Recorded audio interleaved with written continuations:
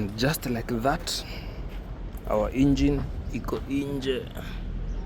Hapo imeandikwa EL15, inamaanisha hii engine ni 1500cc. Very lazy engine. Then tunaekelea kitu safi hapa, 2 liter. Naona mpaka engine mounting imekatika.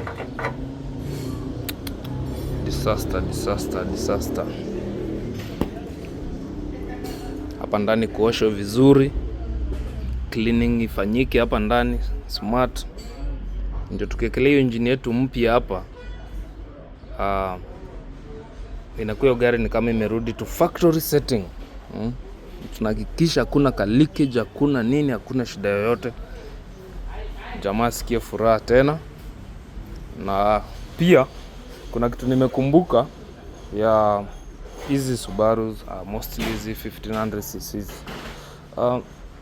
Kuna watu wanaenda kununua magari na mindset yenye amesikia story kwa streets.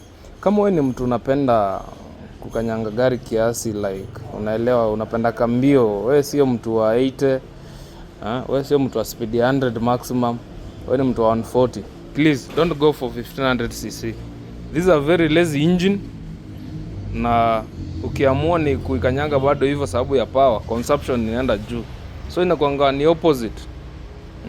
Hii inaongelea kwa mtu anakimbia, but kama wewe ni mtu wa polite 800, you can go for this. But kama wewe ni mtu unataka gari iko na power na kanyaga speed at least, let's say wewe ni mtu wa 140 120 huko na kuovertake, like unapenda ku maintain speed na utaki gari ya turbo, you can also do a 2 liter.